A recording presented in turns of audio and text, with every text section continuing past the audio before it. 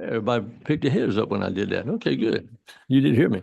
It's great to see y'all today. Great to see a lot of smiling faces on a Friday afternoon when I'm sure a lot of you want to be at home.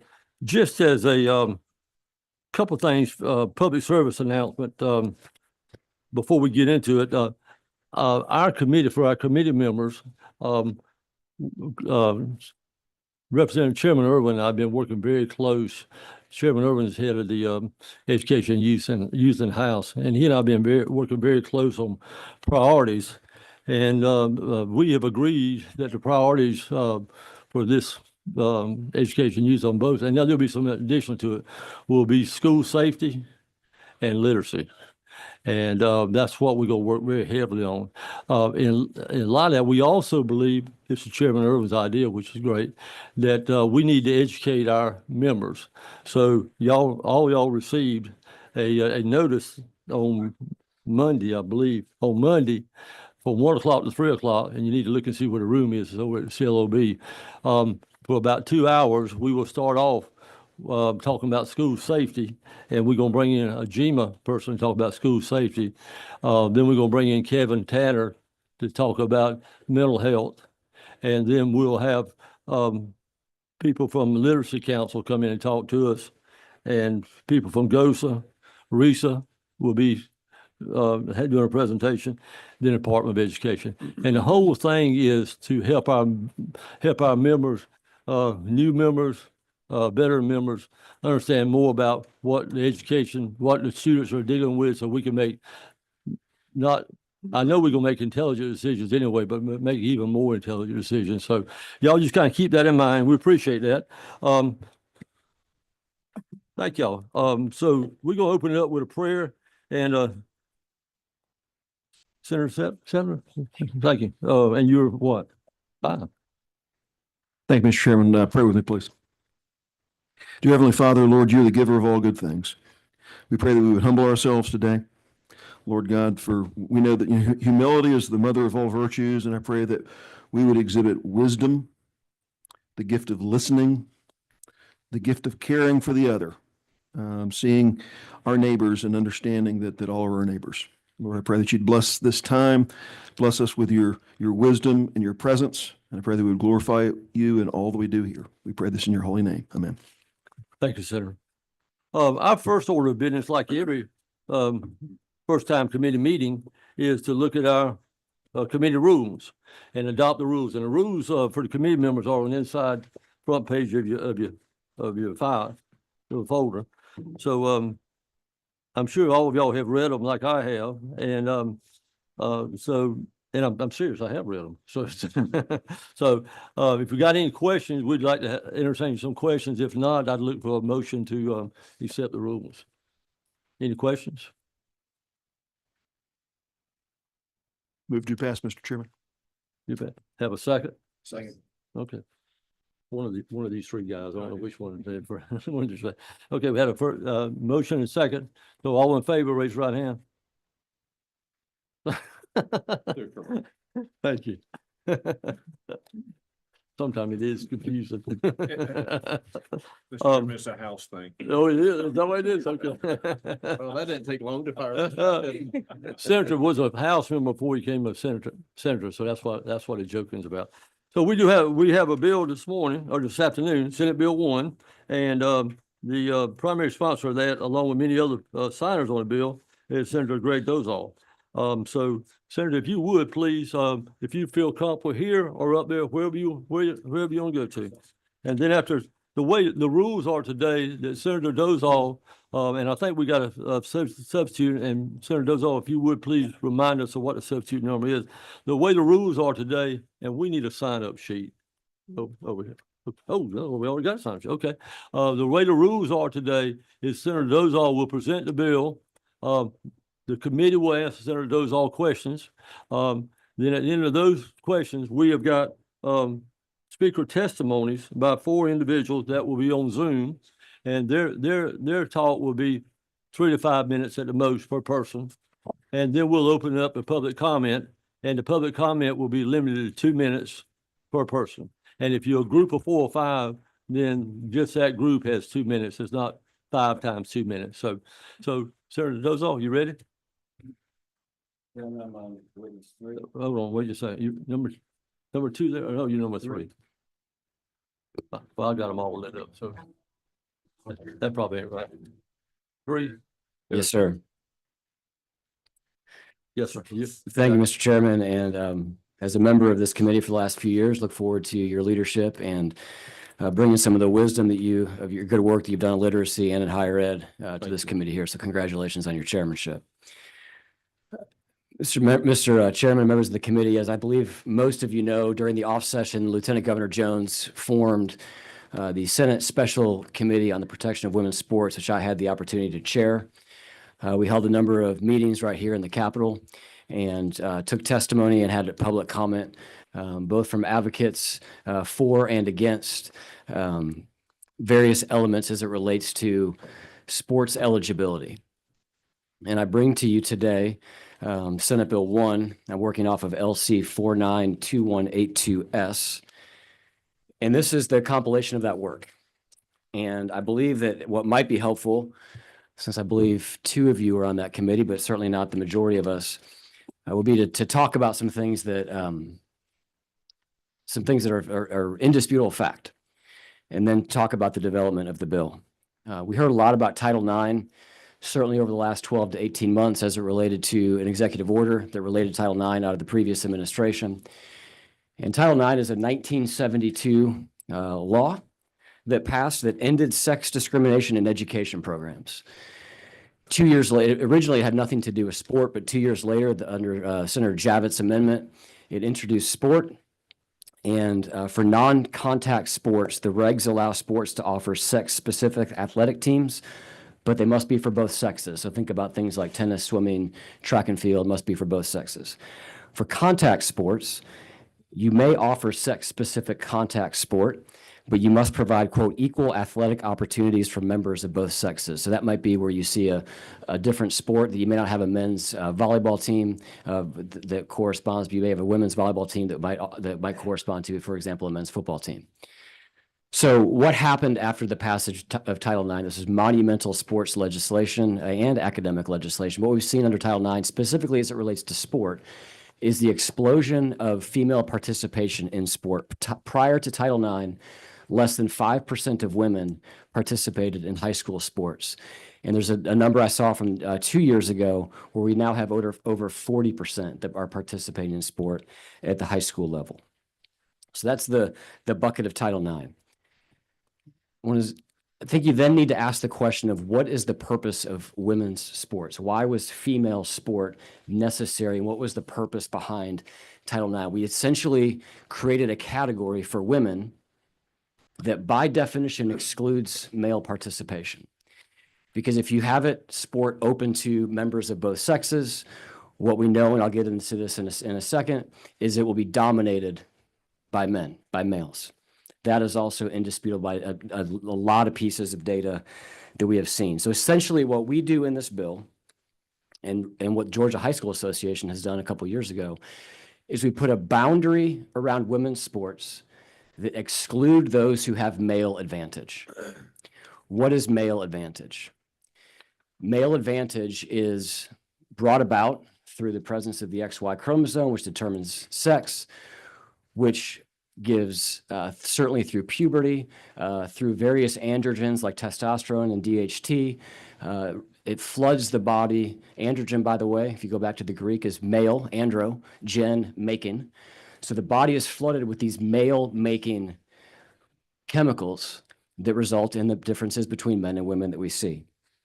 So what does that male biological advantage look like in the real world? What does it look like here in Georgia?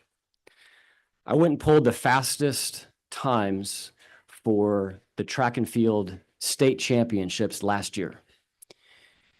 And in the 100, 200, 400, 800, and 1600 meter races, the top placing female would not even have been in the final heat in the men's final heat. Not only would they not have been in the final heat of 8, they would not have placed in the top 16.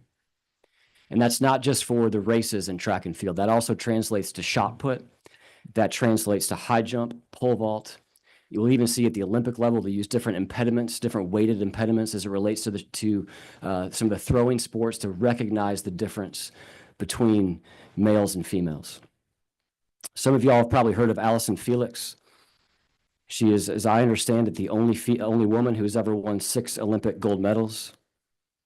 Last year's state champion from Buford High School, Chairman, in your district, beat her world record time by 4 seconds. Every year, hundreds of high school males beat her world record time by a number of seconds. Some of y'all may know the name Matthew Bowling. He was a sprinter at the University of Georgia who famously came out one day at Kirby Smart's football practice and raced a number of the member of the men's football, the football team at UGA. In high school, Bowling ran the 100-meter in 9.98 seconds, which is half a second faster than Florence Griffin Joyner's world record time. We know that females on average have 52% of the upper body strength of males and 66% of the lower body strength of males.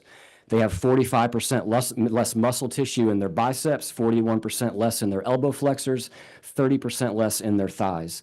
On average, as it relates to VO2 max, which is your ability to breathe in and use oxygen, for females, it is on average 20% less than it is for males. We see this in other sports as well. A couple of years ago, the U.S. women's national team for soccer played the FC Dallas U15 boys team and lost 5-2. After that game, Carly Lloyd, and if any of you all follow soccer, you know who Carly is. She tweeted out, quote, "They should beat us. Bigger, faster, stronger. The boys always give us a run for our money. It was great prep."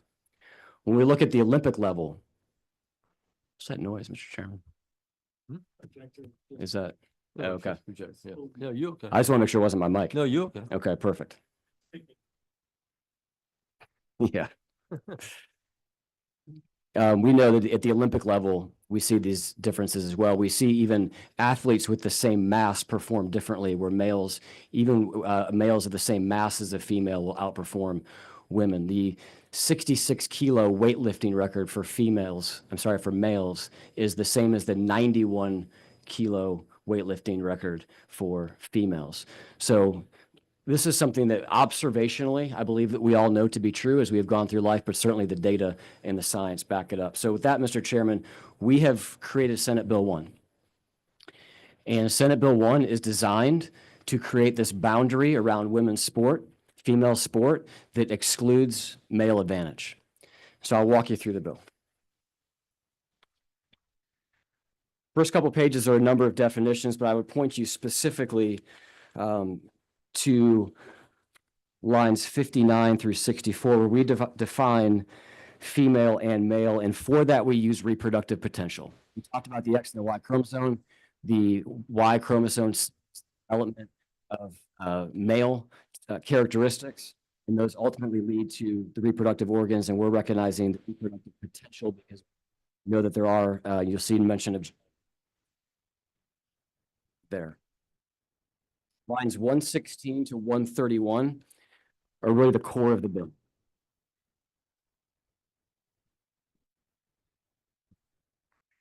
Lines 116 to 131 are the core of the bill, and this is for this is for K through 12 athletics, where we recognize that for all interscholastic competitions, each covered entity, which are public schools or private schools that participate against public schools, 3 options of how you can designate a team: male, female, and co-ed. Males shall not be allowed to participate in any interscholastic competition on any team that is designated as female.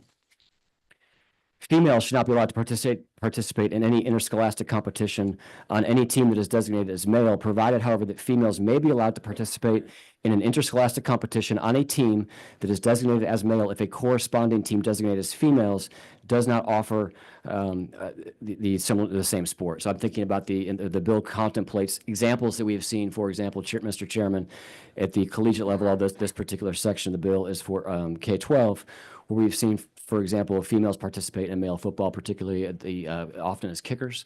That's happened a couple times in the last few years, famously in the college world. Moving on to lines 161 to 184. This is a section of the bill that deals with restrooms, changing rooms, and sleeping quarters. And I believe some of the testimony that you'll hear later on will help you understand why we put this in place. And I'll talk about that in just a second. But we require gender-specific, I should say sex-specific, restrooms, changing rooms, and sleeping quarters. Part of what we heard, Mr. Chairman, during the testimony in our first hearing of the Senate Special Committee related to the Women's Swim and Diving National Championship that took place in Georgia Tech a couple of years ago.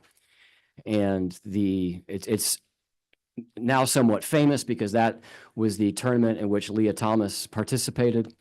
And a number of the females who testified to this committee told us that they were not told about the presence of a male in their locker room. They did not expect the presence of a male in their locker room. And they I think can describe for themselves, some of them, how they felt and what they did in response to that. I remember one particular lady testified that she, I believe, went and changed in a janitorial closet because she was not comfortable. And so this puts us in a posture where that will no longer be allowed, but we do offer in the bill alternate accommodations, which frankly is probably what should have happened in the Georgia Tech incident as well. On lines 216, we begin to talk about a complaint process. The complaint process is currently in code. So what you see in line 216 is what is currently in code. But starting at lines 235 to 250, we outline a complaint process for people who want to appeal a decision that is made under this code. And then there is additionally an appeal process to the complaint process in line 254 to 259.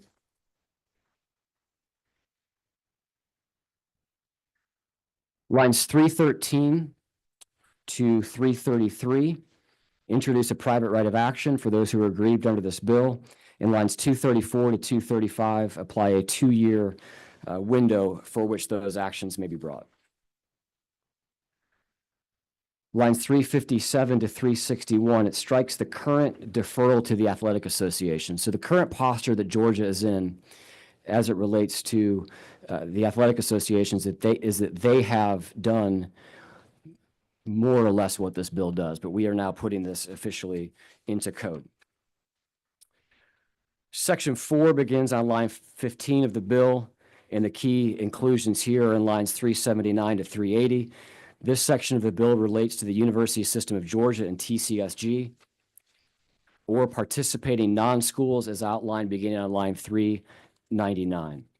You will see that the subsequent sections of this bill mirror the first section of the bill. So I will not walk you through those in the same way that I walked you through the first section of the bill. With that, Mr. Chairman, I know you're on a tight timeline, so I'd be happy to answer any questions now. If you'd like to take testimony and public comment, I'd be happy to answer those questions afterwards as well. Let me just ask one more, and I'm sure we may have. Clear up for me about the private school versus public school situation, like Sure. Statesboro High School versus the Bullock Academy in my area. Sure. So for that, Mr. Chairman, I would like to point you to line 74 in the bill. A participating private school who is considered a covered entity. So if you go up to covered entity, you'll see that covered entity is what we apply these rules to. A participating private school is one of the covered entities, public schools being the other. And a participating private school is a private school in the state which operates or sponsors one or more teams that compete against one or more teams operated at or sponsored by a local school system or public school. So essentially, the hook to become a covered entity as it relates to private schools is the participation in interscholastic sport against public schools or in tournaments that are sponsored by said associations. So this past week or so ago, we had a big wrestling match going on in Statesboro. A bunch of teams came in, and Bullock Academy participated in that wrestling match with a bunch of public schools. So they would be, your term would be hooked into this. They would qualify as a participating private school, yes, Mr. Chairman. Thank you, sir. I Yes. appreciate it. Any other questions by committee members? Follow up on that one. Wait, what number you said?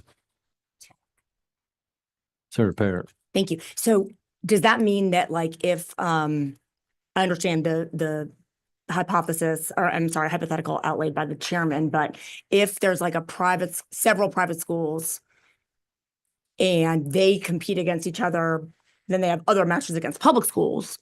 Would it be allowed to have transgender athletes when it's a private school to private school matchup, or would that also be prohibited under this bill?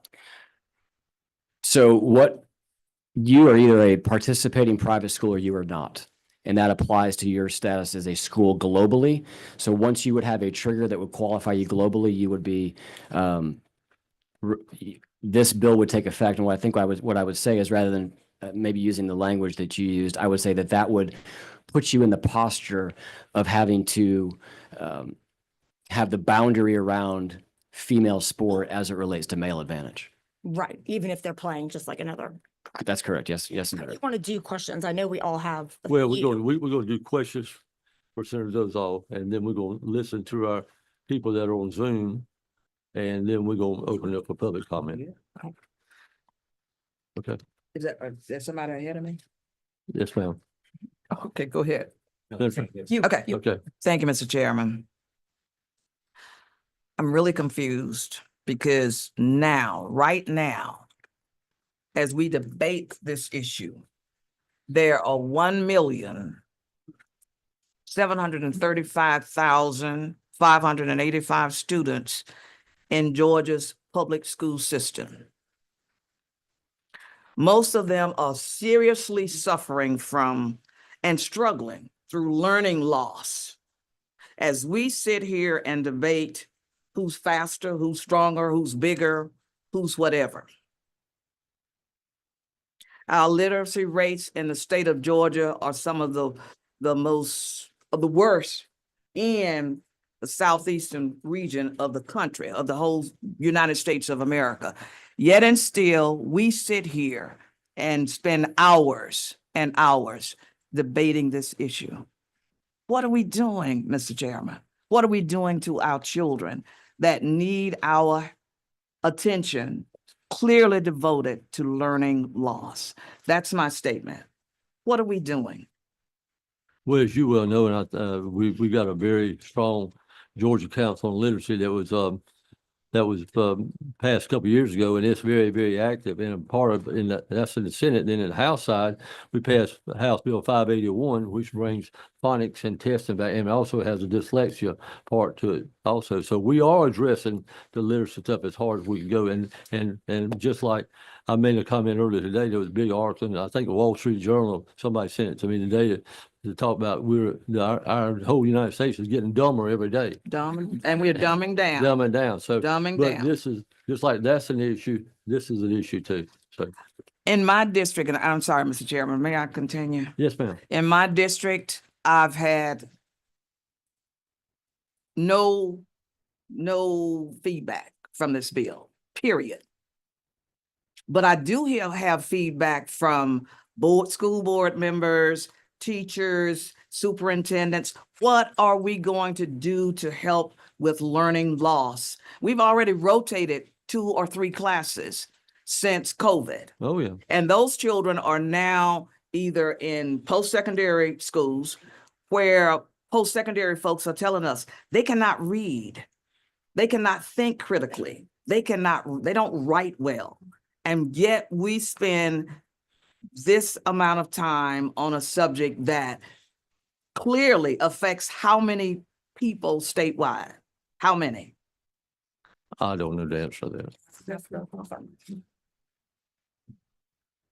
Oh, Senator, what number are you? 5? Yes, sir. Chairman Dolezal, appreciate you bringing this and appreciate your work in the substitute to refine this and get the language exactly right. Just a clarifying question. I mean, I love the point you made that in 1972, 5% roughly of females in high school played varsity sports, and now you're looking at 40%. That's a massive impact. Girls' sports had a big impact on my daughter's lives when they were in high school. Participating non-state school in the higher ed side, just for clarity, how that works. You were very clear about how it plays out in the high school context. Just for purposes of myself and maybe others who are reading this, provided, however, that such terms shall apply to an institution only when to the extent that language. How does it apply to higher ed institutions playing sports in our state? Yes, I'll point the committee to lines 399 is where you're looking, just for those that are looking for it. There's really two hooks here. The first hook is on line 400, that's the equalization grants. Okay. So we're drawing a line between state funding and inclusion in this bill. And then secondarily to that would be the competitions against the state schools that we have mentioned earlier in the definitions. So if there's a private school to state school competition in the boundaries of Georgia, then this would apply. If it were private school to private school, it would not apply. That's correct. Thank you. Thank you. Senator Kip. Senator Kip. And just to, if I could clarify for Senator Setzer, the key sentence I think you're looking for is on line 407 to 408. Thank you, Mr. Chairman. Honored to be on this committee. Looking forward to working with you, and thank you for your leadership on literacy. Those are the issues that I would hope I would be discussing in my first committee meeting as a senator.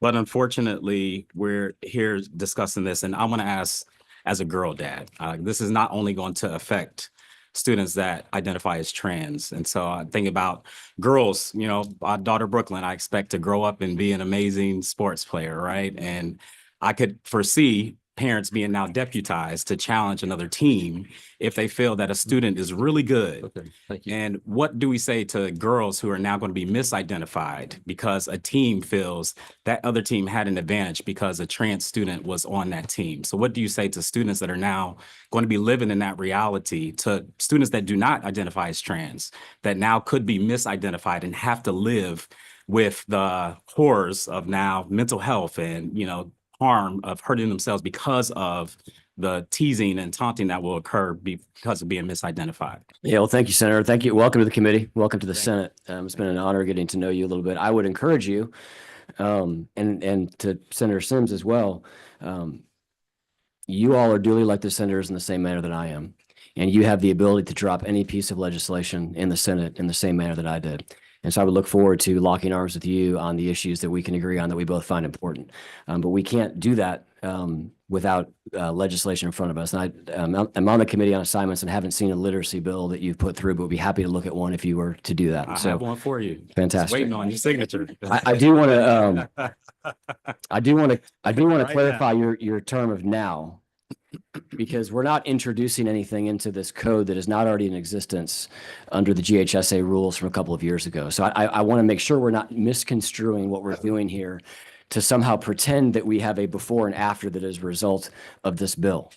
What this bill is doing is capturing in our code what is already the posture of the Georgia High School Association. Now, admittedly, what the bill is doing that is not currently in our code is capturing the collegiate sports. So what I would tell you is I'm not aware under the last couple of years of the GHSA rule that we've been living under the instances that you're talking about. But I would say that to the extent that those may have happened and I have that you've heard of them and I have not, they're not going to come about anew because of this bill. That would be something that would already have been in place. I have one more question. Yeah, If I may. this will be our last question Yes. for the committee. How many instances have occurred in which a trans student has been found to be on a sport? Is there a number in the state? I don't know of a number to say. Again, this is something currently in GHSA rules would not allow that to be in place. What we heard testimony on in the in committee prior to your election was about what happened at Georgia Tech, which, to be honest with you, I shared this with the committee at the time. I was aware of the existence of this. I knew it as the Riley Gaines, Leah Thomas situation, right? Because those are the two big names that emerged from this event. I knew that as matter of fact of kind of generally what had happened. I did not know at the time that it happened here at Georgia Tech. And so I think that the nature of collegiate sports in particular, such that you will have laws in different states or rules in different states, and certainly the NCAA has been somewhat all over the map in terms of their regulations, right? So originally it was, well, you need a year of hormone therapy. I believe that there was a 10 nanomole threshold as well, which is still 5 times the average female level of testosterone. They've now gone down to where they're deferring to the governing bodies. And of course, the governing bodies are all kind of all over the map as well. And so as it relates to Georgia, what this bill does is it recognizes that there's three interests really that are at play here: safety, fairness, and inclusion, right? And so those that would disagree with me would say that inclusion is the primary value. And for me personally, and I can respect that as an opinion, but for me personally, when I weigh those three things, I put safety first, I would put fairness second, and I would put inclusion third. And ultimately that leads to the bill that you have before you today. Senator Barron. Thank you, Mr. Chairman. I'm going to talk about something because I heard some voices behind you just a minute ago that this does not affect many.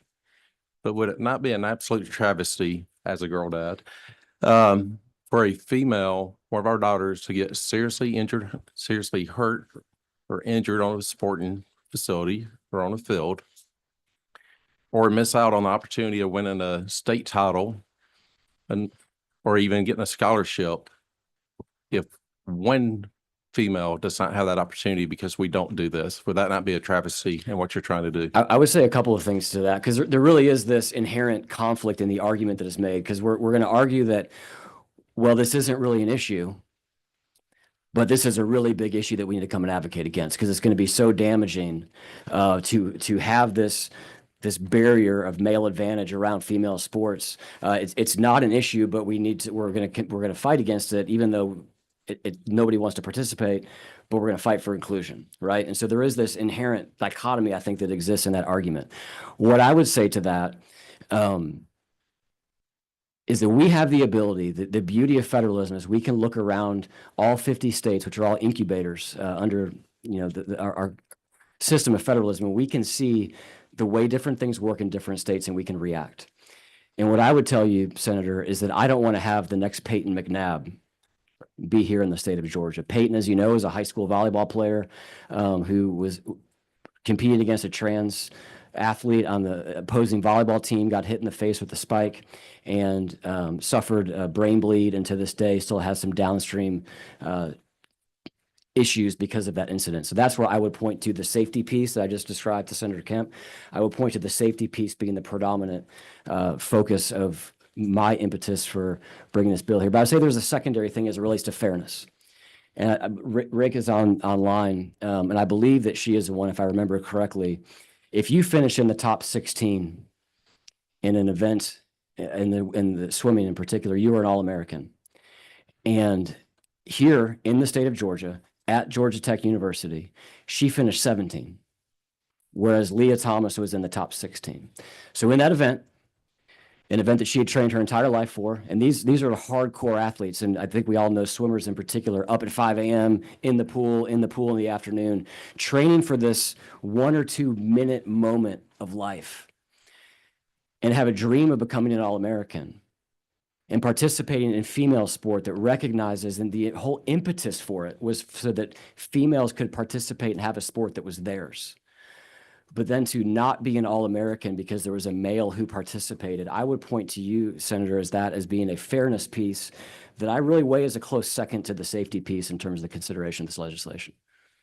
Thank you, Senator. We will now take comments from the ladies on Zoom. Ask a couple of nuts and bolts questions. I think they're really important. They're very nuts and bolts, Mr. Chairman. Do you want to do it at the end? I'd be happy to come back. I just think we'll run out of time. I have a question about intersex individuals. Sure. Can you please explain how they will be handled under this? Yeah, so intersex individuals currently have some ADA protections, as I understand it. So there's an area where that is covered, but whether it's SWIRE or AIS or a number of the other intersex conditions, there are things that can be done there are determinations that could still be made that would determine where you fall in terms of, if you look at lines, really the definitions as it relates to the reproductive potential. So if you take Caster Semenya, for example, who's a famous athlete that really brought attention to this, who has SWIRE. There's a number of lawsuits. Caster Semenya was ultimately excluded from participation in female sport.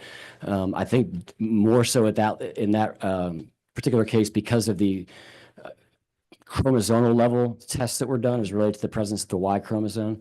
But the bill contemplates the reproductive potential of which your intersex individuals will fall into one of those two camps in almost every case. I would tell you, Senator, as well, that in the 26 states where these laws have been passed, there has not been a lawsuit as it relates to that, and that has not been an issue. So if we're looking at the things that are very rarely going to happen the question, I think from Senator Kemp, I think this is one that would even be on the lower end of what would happen. Yeah, it's rarely occurring. Yes. But I would point out that the system you've set up deals with checking birth certificates, which is not the same. It as does what not, which is not the same as these definitions that you just pointed. well, no, so let's look at that real quick.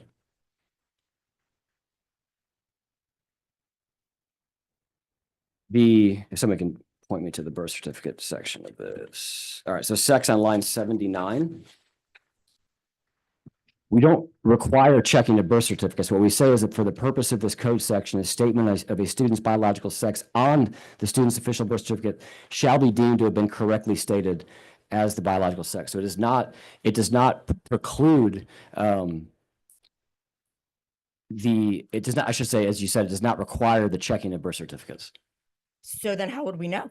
How would this, So Be birth certificates could be one consideration, would be the prima facie evidence that would be deemed an original document that you could present. And that points to that. But as it relates to the sex question, that is still the predominant definition that we point to throughout the course of the so bill. how are you determining that in this bill then, if it's not from birth certificates? In the state of Georgia, it will be from birth certificates, but so I'm looking essentially at the cases of where you would not have a birth certificate at birth or something like that. Yeah. Then you could do a bar body test, right, which would be a cheek scrape. body test, The bar body test you could scrape my cheek and your cheek, and the existence of the bar body in your cheek would prove that you have the XX chromosomes. Those are usually used as sex screening tools at the Olympic level, recognizing that there are things probably that you're going to do at the elite level that you would not do at the high school or collegiate level. Collegiate level, you might get into that. But at the elite level, they're used to doing saliva tests, cheek swabs, blood testing for doping as well. And so that's something that's often done at that level. Sure, at the elite level, that makes a lot of sense. I don't know that it really resonates for middle school and high Correct. school. But let me just say that according to my research on Georgia.gov, we don't require birth certificates to enroll in school. That is not required. Can you say that one more time? On Georgia.gov, it says birth certificates are not required to enroll in school. And there's no mandate that you keep them throughout a student's matriculation. So I think that's another issue that we might need to take a look at vis-a-vis, sort of the way Sure, this the- whole thing is set up and any enforcement mechanisms. Yes, so the vital records offices would be the place that you would go to get birth certificates if that's something you needed to do. That seems excessive. And let me just note also that if you are intersex, a lot of times that's not going to really, you may have to kind of go one way or the other upon puberty or upon learning of, your intersex condition. And so then whatever the birth certificate is, if it's amended, is not going to be proximate to the time of birth and would still accurately reflect the person's gender or sex, I'm sorry. So again, agree with you that that's small, but there are actually a lot more intersex individuals than I think you may be thinking of with this legislation. Yeah, so Swire's about one about every 80,000 people. I so read you- 4,000. Swire, I mean, I can Oh, get you the okay. documentation. That's on one of Swire if you'd that's like. one of them. But there's many conditions that can cause people to be intersex. Let's move on Yeah. to our. Sure. Thank you very much, Good Mr. one. Chairman and Senator Dolezal. I appreciate you. you. Thank you. We got our first, Am I done first- for now, Mr. Chairman? you can say right there, or you can move back. I'll Okay. go back. And I will mispronounce this. Rika Georgie, Gyorgy.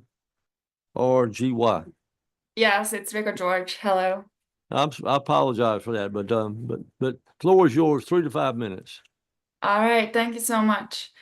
Good afternoon. My name is Rico George. First, I would like to say thank you to the Senate committee for having me today and listening to my testimony. I appreciate you and your time.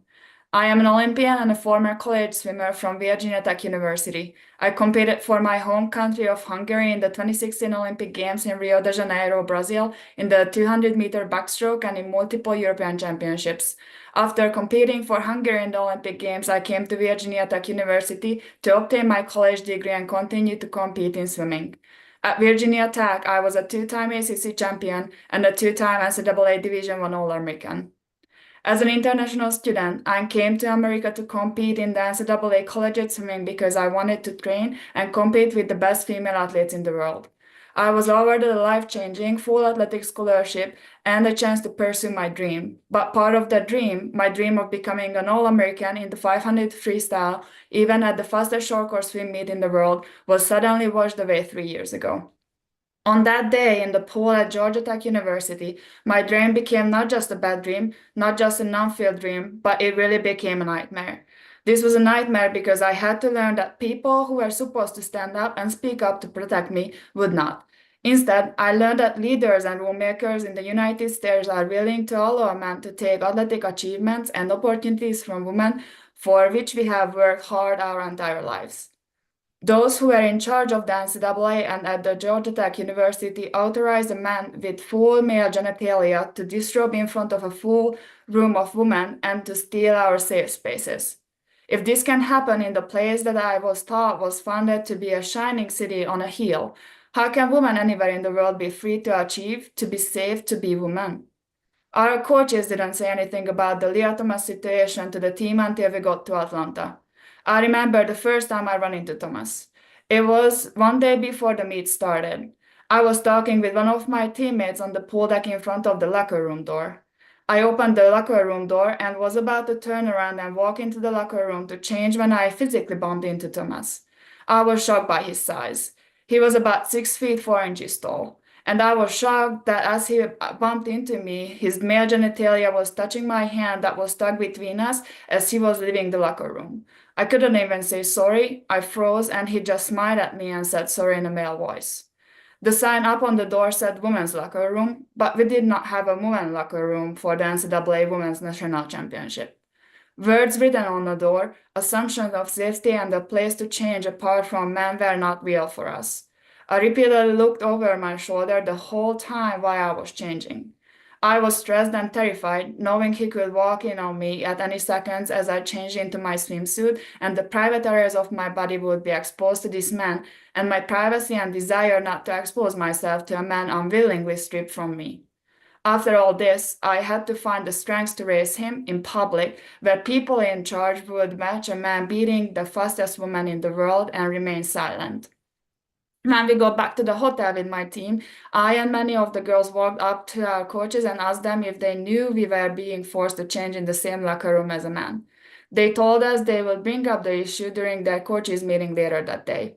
A few hours later, our coach told us that several coaches asked the NCAA to give women a safe, private changing space, but the NCAA turned them down, that the NCAA will let Thomas change with the women and we women just have to go with it. On the second day of the championships, I swam the preliminary rounds of the 500 freestyle and I finished 17th in the prelims, missing the finals by only 1 place because the NCAA allowed the male swimmer to compete in the women's race and replace me. After Thomas competed in the last primary and I realized I would be watching my race from the pool deck instead of scoring valuable points for my team, all I could do was cry. With support from my coaches and teammates, I wrote a letter to the NCAA. I told them how heartbroken I was and how unfair their rules are that allow men to compete against women, not only for me, but for all the women at that meet. To this day, I have never received a response from the NCAA. My feelings as a woman were obviously not a priority. I was not even worthy of acknowledgement. My accomplishment in life had led me to one of the fastest, most exciting meets in the world, but instead it became the most demanding experience in my life, humiliating me to learn my place that feelings of men were more important than safety, accomplishments, and dream of women. Despite what happened to me at the 2022 NCAA Championship, there has never been an apology by the NCAA or by Georgia Tech. It has never been nearly 3 years without an apology, without any indication that they are seeking to protect women, that what happened to me will not happen again. So today, in a country that I love but not where I was born, in a land where my native language is not much spoken, I must speak up for women, whether the cost. I hope you will hear me more than just hear me. I hope you will act to stand up for women and for our rights. To protect women, I respectfully ask you to hold on to and not compromise a simple truth that you can find in any biology textbook. The female sex is a biological fact. I'm proud to stand today with so many other young women who are seeking to expose the discrimination against women being practiced by the NCAA and Georgia Tech University. Our experience teaches that Georgia Tech University and the NCAA cannot be trusted to protect women. Please consider what you can do to protect the rights of women. Thank you. Asking a question, we're going to hear the three speakers. The next one is Caitlin Wheeler.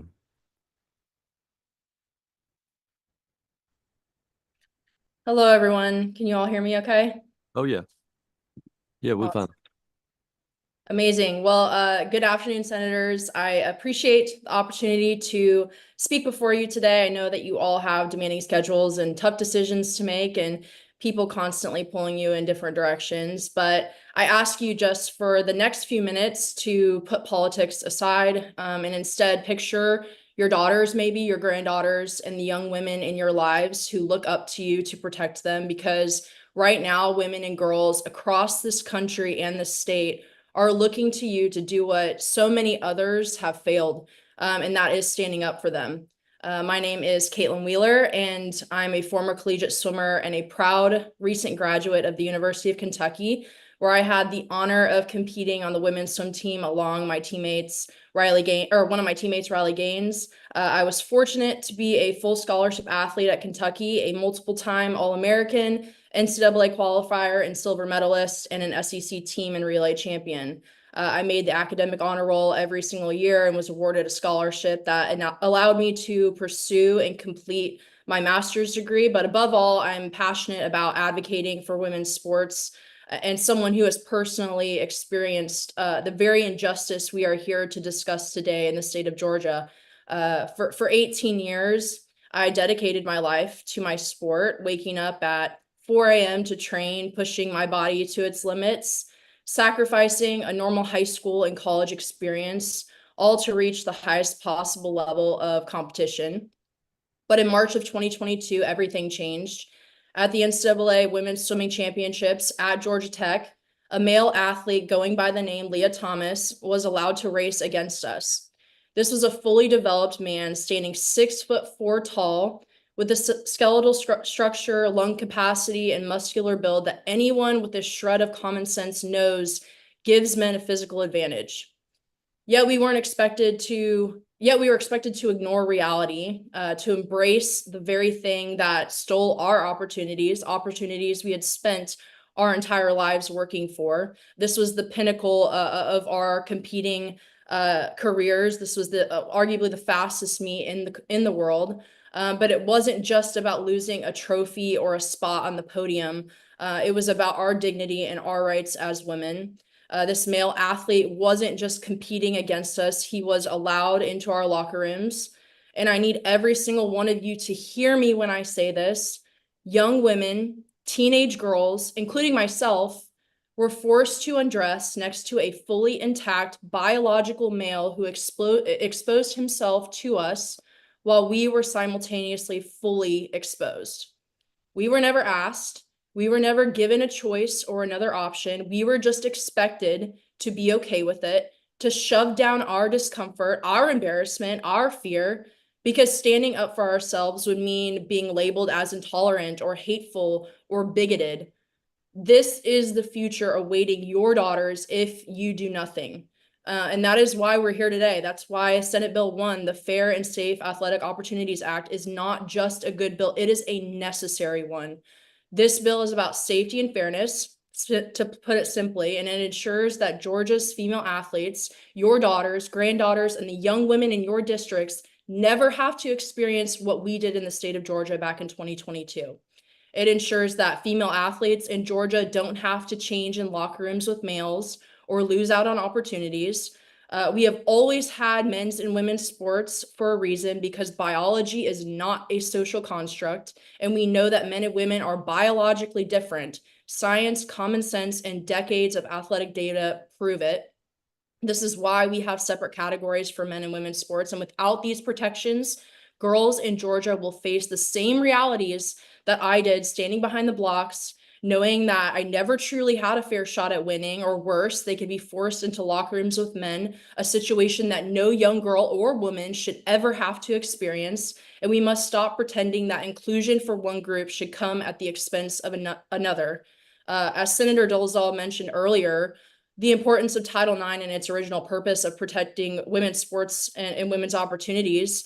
Unfortunately, the previous administration attempted to eradicate Title IX and its original intent, but just recently we saw a federal judge vacate this illegal rewrite, which sought to force schools to allow male athletes into our sports and spaces. And that ruling reinforced what many of us already know, and that Title IX was designed to protect women, not erase them. But while the legal battle continues at the federal level, it is crucial that states like Georgia take immediate action to ensure that the girls in this state are protected, because if you don't protect them, who will? And I urge you, don't let Georgia become a state where female athletes are forced to suffer in silence. Do not wait until a young girl in this state is standing behind the starting blocks, knowing she has no chance at winning. And don't wait till the day when a 14-year-old girl comes home crying, telling her parents that she had no choice but to undress in front of a boy. That day will come, and if it's not already here, you must act now. And so Senate Bill 1 protects the future of women's sports in Georgia. Let's pass Senate Bill 1, send a clear message that every little girl in this state deserves the opportunity to chase her dreams without fear and without injustice, and without being told that her place in sports is no longer hers. And I just want to add on, based on earlier comments and what I heard earlier from some of the members in this committee, is that this may be a lesser issue, or that there aren't many trans-identifying individuals who want to compete. And what that tells me, and every girl in this state, in this country, is that our rights don't matter. It says that all the hard work and the sacrifices that we've made don't count. It says our opportunities are less important than validating the feelings and identity of men. And so I ask, how many men in women's sports will it take, or spaces will it take, before you decide that our rights as women matter more than validating the identities and feelings of men? How many? 10, 100, 1,000? How many more women and girls need to lose out before we take action to protect fair competition and privacy in our locker rooms and spaces? I think we on this Zoom here are here to tell you that our voices matter.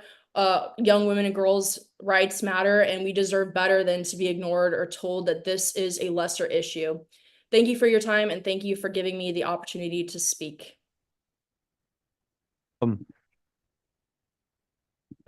We will now hear from Katie Blankenship.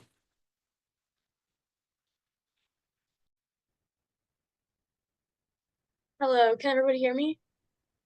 Oh, yeah. Okay. Yeah, go. Hi, first off, I just want to thank you so much for having me. So I am Katie Blankenship, and I am from Georgia. I'm from Woodstock, and I went to River Ridge High School. And I've swam competitively my entire life. And now I'm currently a junior at Roanoke College, and I swim for Roanoke College's swim team. And so my sophomore year of swimming, well, actually my freshman year during the spring, we had heard rumors about a male athlete that was previously on our men's team that was going to potentially be joining our women's team.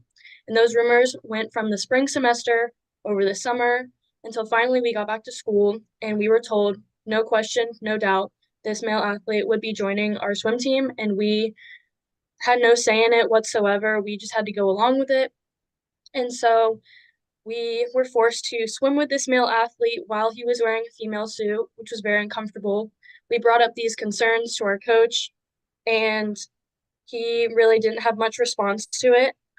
We were told basically that we had to kind of just go along with it. We had to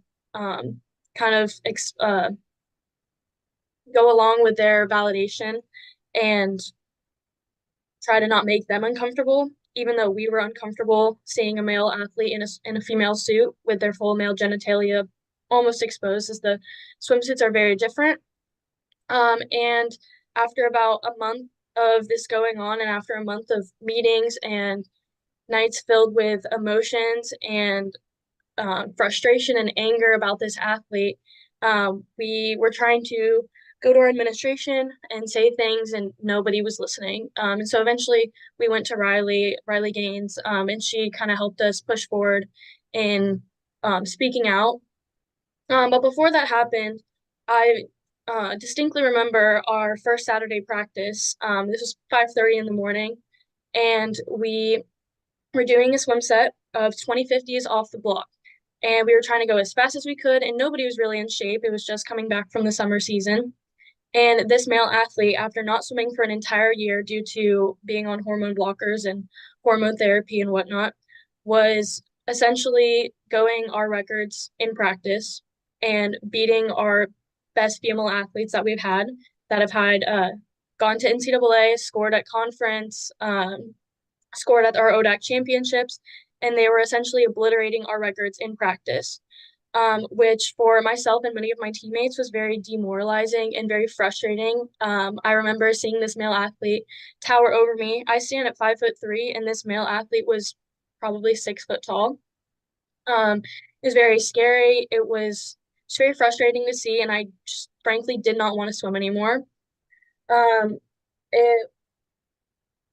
It was very just demoralizing to go against somebody who had their victory written in biology. We don't have the biological advantages to win against men as women, and it will never be fair. It's why we have men and women categories.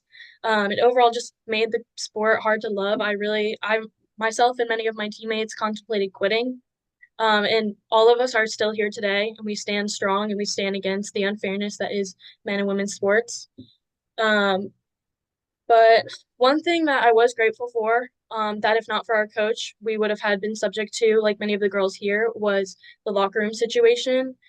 This athlete was not allowed in our locker room, but only due to the discretion of our coach. Otherwise, I believe that we would have been forced to undress with this male, and it would have been very uncomfortable, and I do not even want to think about that. But going along with this, we brought our concerns to our coach and our administration at our school, and we were essentially told that we did not matter. Myself and many of our teammates, we tried to speak out and we were silenced. We were told that this one athlete mattered more than us. We, as 17 members of our team, we were all prepared to quit, and we were told essentially that they would rather have a one-person team, or they could have a one-person team, even if all 17 of us women quit, they would have a one-person team with this male athlete. They didn't see a problem with it, and I just believe that is so unfair and so demoralizing to we as women, because we had worked so hard to swim competitively all of our lives, to go on a collegiate team and be told you do not matter, and let this male athlete just join on the women's team after being on the men's team. And I'm just asking you to protect female athletes, that no one else will ever have to experience what I and many others have. It was so frustrating and so humiliating, essentially, to be placed up against a male like that and to be told that we do not matter, no matter how loud we spoke out. And I just hope that I hope that you can just think about your daughters and think about the future of women across America, and think about all of the women and girls who want to go into sports and collegiate sports, and who want to have an equal and fair opportunity to play, because that's not what I felt like I was given in this situation. Thank you. Thank you. We have one more person, Kylie Allens, A-L-O-N-S. There she is. Hello, can you hear me? Yes. Hi, my name is Kylie Allens, and first I would like to thank the committee for giving me the opportunity to testify at this legislative hearing today. I am here to testify about my experience at the 2022 NCAA Division I Women's Swimming and Diving Championships, which was held at Georgia Tech. I swam for NC State University and graduated in 2023. Upon graduating, I was the most decorated swimmer in the history of my program and finished my career as a 31-time All-American and a 2-time NCAA champion. For many years before college, I looked up to NCAA and Olympic swimmers, dreaming of someday competing with the best. While I was eventually able to live out my dream and join a top-ranked team and compete with elite female swimmers, I would have never imagined that I would also go through one of the most shocking and belittling experiences of my life at Georgia Tech my senior year. What happened to me and many other women that year has been very challenging for me to process. Sports have always been a huge part of my life. I was fortunate to have amazing coaches and teams growing up that fostered a love for the sport in me and working hard. All throughout high school and college, I would take only 2 weeks off every year, but was otherwise training 20+ hours a week. In college, I trained on teams with other women and men that were vying for conference and national titles. And I've seen the level of dedication and commitment that it requires to reach and to maintain that level. I've also seen the disparate differences in the abilities between men and women, especially when it comes to competing. The thought of even having to compete against a man was never something that even crossed my mind until I was faced with just that in the 2021 to 2022 season at the championships held at Georgia Tech's Natatorium. I first heard about Leah Thomas in the fall of 2021 when his times began showing up in the National College Swimming Women's database.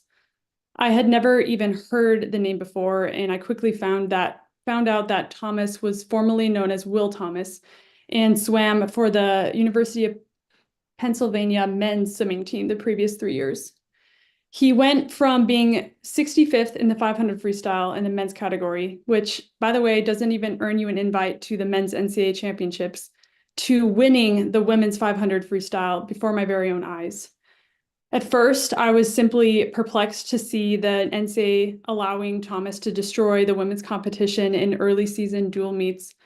But eventually it turned into the sinking realization that we all were just guinea pigs for a giant social experiment formed by the NCAA regarding how much abuse and blatant disregard women could be forced to take in silence. I would like to explain what I experienced at that meet that has left a lasting impression on me, even though it is an experience that I would rather avoid reliving in my mind.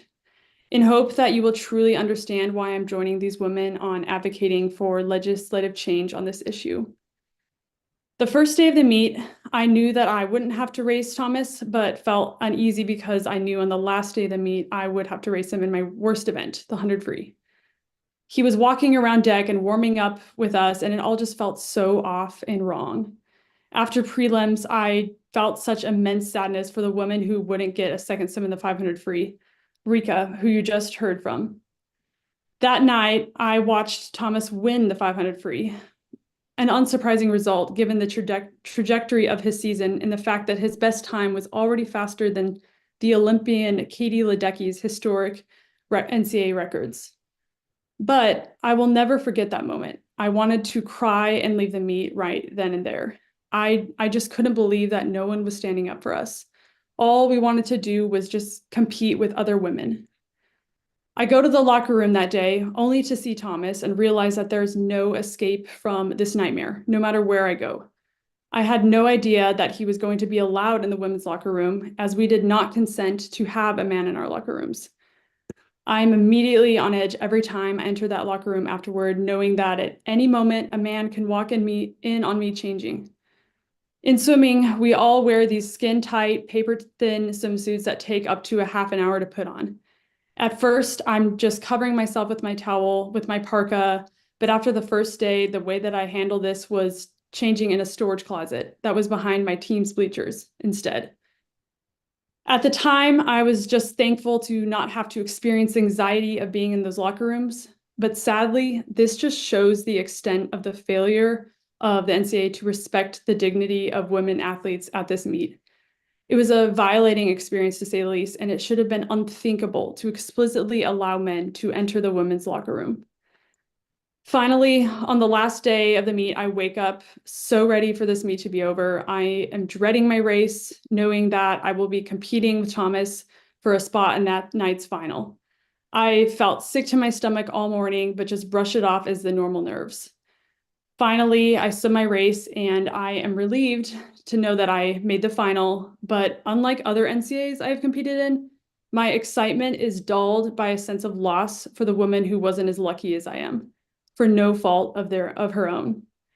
This whole situation was preventable, and to be honest, at times I am still grieving it. I do not want this experience to continue to play out all over the country in women's sports, and I am calling for change to happen in every way possible to protect the integrity and fairness of women's sports. I'm calling for the bare minimum, respect for women's dignity and our biological differences. And I'm calling for anyone who has influence in these matters to redeem the situation and to champion equal opportunity for women and girls sports. Thank you. Thank you. I think we're gonna hold off. We need to have some public comment. Can we do that? Let's do some public comment. We're gonna give Senator Dozal time to circle back. We got public comment. The very first one is Jody Greenwald, Dr. Jody Greenwald. You got 2 minutes. Thank you. Elaine. Yeah. Good afternoon. Yes, Afternoon. let's see, hold on. There you go. Okay. Hi, I'm Dr. Jody Greenwald. I'm a board certified pediatrician with a primary care practice in Roswell, Georgia. Thanks for allowing me to speak today. My concern about SB1 is that it will do the exact opposite of protecting the safety of students. Trans girls are not predators. They're children, they're students, and very, very occasionally they may want to be student athletes. We all know the benefits of being involved in school sport. Beyond physical exercise, the camaraderie and the sense of belonging might even be good for their college applications. This bill and others like it seek not only to exclude transgender students from the benefits of school sports, but really to exclude them from society in general. Would you want your identity to be effectively banned? And when kids feel excluded and outcast, they fall into depression and they often commit suicide. The rate of depression and suicide among trans kids already far exceeds the all too high rate for cisgender kids. And it's not their existence as a transgender person that increases that risk. There is nothing inherent to being transgender that makes these kids more vulnerable. It's the way they are treated in society. And this legislation is an example of that treatment. Do you know any transgender or non-binary kids? I do. They're young human beings whose gender identity does not happen to match the genitalia they were belong with. Can you please just let them be? They are not trying to harm people. They are just trying to exist. And we, as their doctors and parents, are trying to help them continue to exist on this planet while this legislation is working against that goal. Please understand what this bill would do and do not let it become law. Thank you. Let's go. Emily Kelly.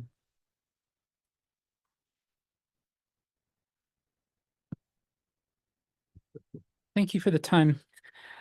I had prepared remarks about my daughter and the new risks to her safety and mental health that are introduced by this bill, but I wanted to respond instead to something that the sponsor cited as indisputable. The senator referenced athletic performance by cisgender boys and men.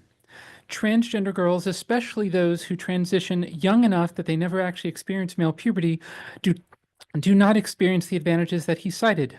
It is harder to find this data because there are so many fewer trans athletes, but the organizations who have bothered to study the specific issue of transgender performance have found that for the large majority of trans women, the alleged advantages disappear with hormones and time. You've basically presented a single example, so let me give a counterexample. My name is Emily Kelly. I've been a resident of Georgia my whole life, and I am transgender. I'm 39 years old, and I didn't actually come to understand and accept this part of myself until just a few years ago, long after my school days were over. So I would have been raised competing as a boy. Michael Phelps is also 39 years old. He's bigger than me, stronger than me, and for years, literally no one in the world could overcome his physical advantages combined with his discipline and commitment to training. All of these swimmers who testified are impressive athletes, as is Leah Thomas. The swimmer who testified that she finished 17th could also have been 16th had she defeated any of the 15 cisgender girls who beat her 3 years ago. Lastly, I'd like to say that if this committee was interested, they could easily find young people on both sides of this issue, but they chose these testimonies because they're more interested in politics than the truth. Thank you for the time. Thank you. Thank you, Cal. Mike Griffin.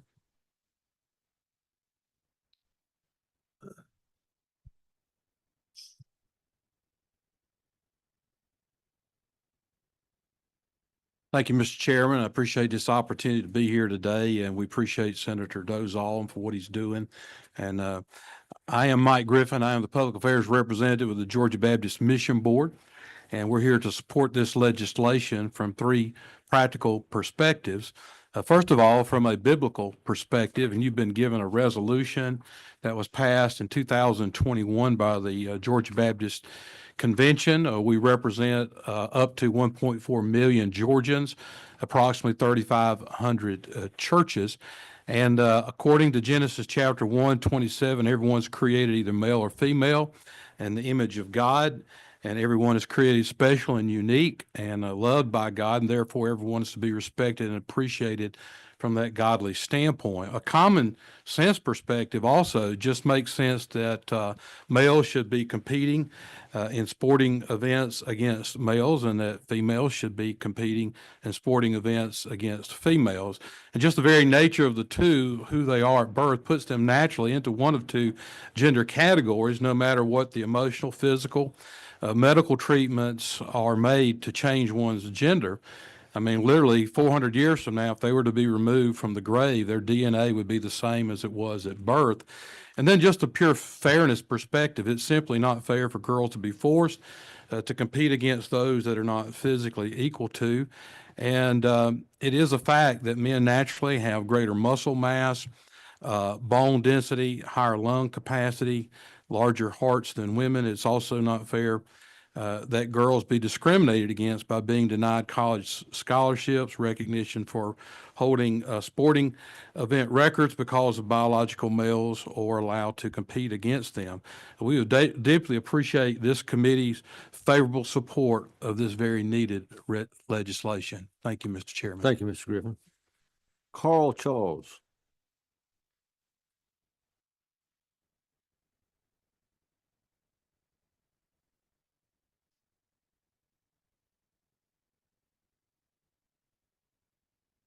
Good afternoon. My name is Carl Charles, and I'm a senior attorney with Lambda Legal, the nation's oldest and largest LGBTQ+ legal advocacy group. I'm also a proud constituent of Senate District 38, Senator Rashawn Kemp's district. This bill invites two types of litigation against Georgia, which the taxpayers will shoulder the cost of. First, it invites lawsuits brought by transgender youth for the violation of their rights under Title IX and the Equal Protection Clause of the 14th Amendment. Transgender youth have won in states where they have sued over laws like this bill, with courts finding that such laws violate the 14th Amendment and Title IX. Those states include West Virginia, Tennessee, Idaho, Arizona, Indiana, and New Hampshire, to name a few. Second, this bill invites more numerous lawsuits brought by non-transgender girls for invasion of their privacy and violation of their rights under Title IX. Under this bill, all girls will be targeted by a statewide army of newly deputized gender police, parents on the sideline of every girls' sporting event deciding if they think a girl is too tall, too fast, or simply too good to compete with other girls. So much for protecting girls in sports. Instead of protecting girls' ability to participate in school sports, this bill does exactly the opposite, enabling complaints with expedited decisions with no guardrails to prevent a student being removed from a game immediately or the match being put on hold indefinitely. This bill is asking for situations like those in Utah, where a similar law was passed and a state school board member targeted a non-transgender student athlete on social media, accusing her of being transgender and leading to violent threats and harassment by members of the public. The school district had to provide the student with ongoing police protection.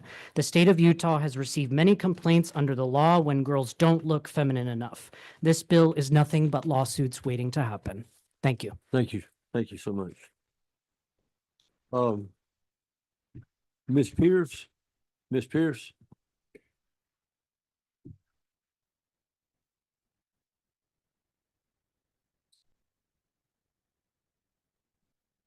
Hello.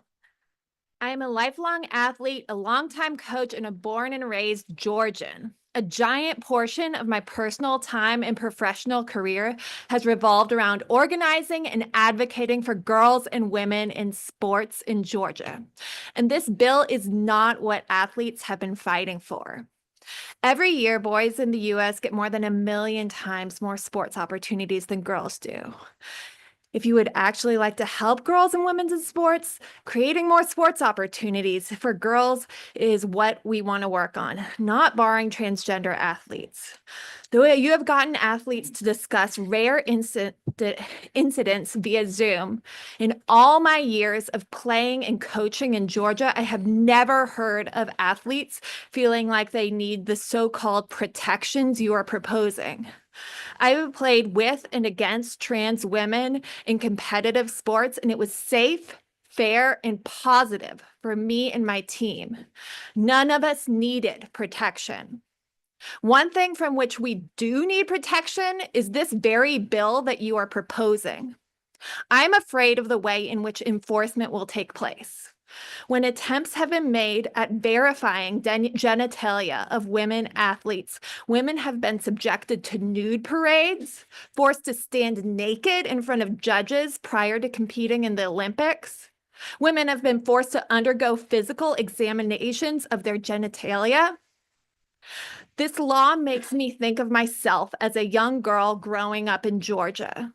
In middle school, I was 5'9", and I started lifting weights at age 12. I worry about the scrutiny of a tall, strong body like mine was if this law was in place when I was a child.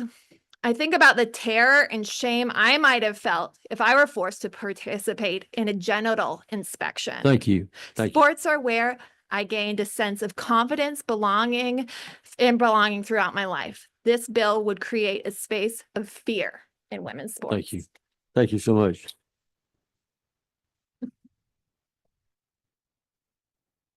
Soju, Hokari. Okay, Yes. no problem. I just didn't want to mispronounce it. Yeah, thank you for that. Thank you. Yeah, hi all. Really quick, two fact checks. Senator Dolezal mentioned the bar body test, which has actually been discontinued by the International Olympic Committee since the 1980s because there are much better chromosomal tests that are in use today. Great. And then also you mentioned that it's indisputable that women's sports would be dominated by men. This is categorically false. I play for a gender expansive and women's team that prioritizes the needs of non-binary and women players, and it is dominated by cis women. Even to this day, there is no large amount of trans athletes who are participating or men who are participating, even though that would be allowed. But more than this, I want to bring your attention to two things said by those who testified against trans athletes that I think are really illuminating. First, many of the athletes who spoke earlier alluded to the fact that Leah Thomas won not on technical proficiency, but on physical advantages. This was a really big point in the August hearing that y'all held. And this is really false and strips trans athletes of any humanity, portraying us as unembodied flesh. The technical proficiency part, the mind, right, is split from the body, the physical advantage part. And this basically just claims that trans athletes are all body and no mind. This is incredibly dangerous. I can assure you that if I tried to race against Riley Gaines, for instance, at a swim meet, I would sink halfway through the first lap because I have an utter lack of technical proficiency in swimming, right? The second phrase I want to bring to y'all's attention is the phrase fully intact. In August, Riley Gaines and Caitlin Wheeler both used this phrase. Today, Caitlin Wheeler did again, and it's an utterly dehumanizing phrase. It reduces the trans woman to just her body, implies that the trans body is made up of pieces. A few years ago, I got my balls chopped off by a surgeon at Emory University. Am I still fully intact, or am I just a partially intact shell of myself? Thank you. Either way, it's dehumanizing and completes the anti-trans project to turn the trans person into unfair flesh. Also just want to mention that I'm tired. Like, this is really like, Ma'am, that's it. Thank you. okay, thank you so much. Thank you. Bella Batista? That would not be fair to the people that's already presented that gave 2 minutes if I gave you more than 2 minutes.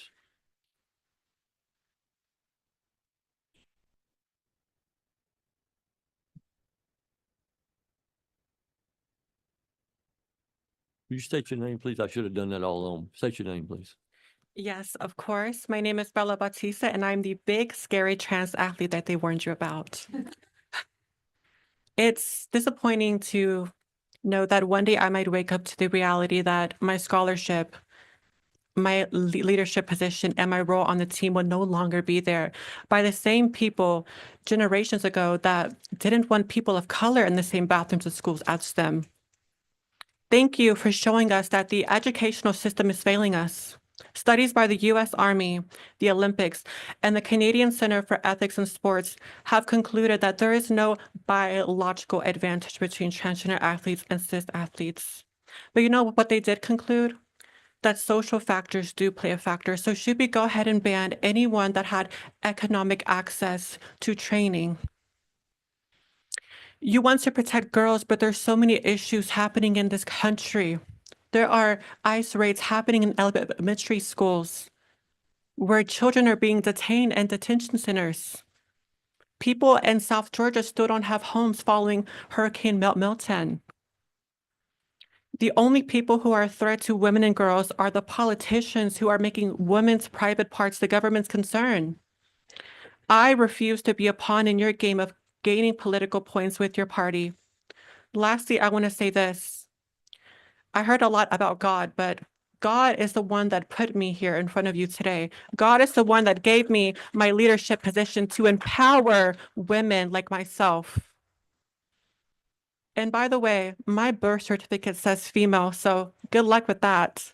Thank you.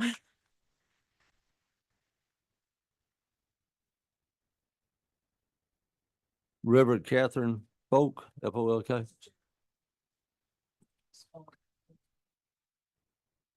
Ma'am? May I respond to something that was said? Oh, yes, ma'am, if you. Thank you so we're much. Running short on time. Yeah, I'm gonna be very short, and I I- just I know want you to will say, do it all. please do not equate trans issues with my civil rights issues as a Black person. That's all I want to say. Okay. They're Mhm. totally different. Thank you. Thank you. Will say it, thank you. Good afternoon. Yes, ma'am. My name is Vicar Dr. Catherine Folk. I serve as seminarian at First United Lutheran Church, an ELCA Lutheran congregation in Kennesaw.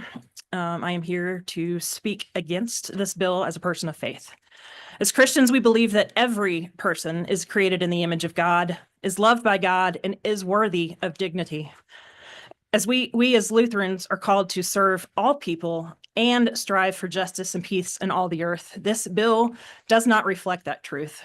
Instead, it targets and harms transgender youth, young people already at greater risk of isolation, depression, and suicide. Jesus consistently stood with the marginalized, calling for his followers to do the same. This bill does not reflect that truth. Instead, it singles out and excludes vulnerable students from fully participating in school, whether that be through sports, which I am a huge fan of, or simply going to the restroom. The stated justification for this bill is fairness, but fairness is not achieved by discrimination. The governing bodies that oversee sports already have policies in place to ensure competition is fair. Instead, this bill opens the door to an invasion of privacy, putting all girls, whether transgender or not, at risk of being humiliated for simply excelling in their sport.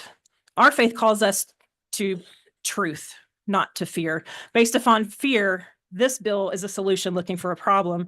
And if lawmakers could not find a single case to justify this bill, then I wonder why this bill was filed in the first place. It seems to me fear is driving this attack of transgender children, masked as the most important issue facing our state. Meanwhile, we could properly be allocating taxpayer dollars to schools that struggle with underfunding, schools that struggle with bullying, and actual threats to student safety. Our faith also teaches us to love our neighbor, and that includes transgender youth. Our government should not be in the business of punishing children for simply being who they are. I urge you to reject this bill and instead focus on the policies that uphold the dignity, the Ma'am, safety, that's it. and well-being. Thank you. Thank you. Thank you for your comment. Hannah Davis.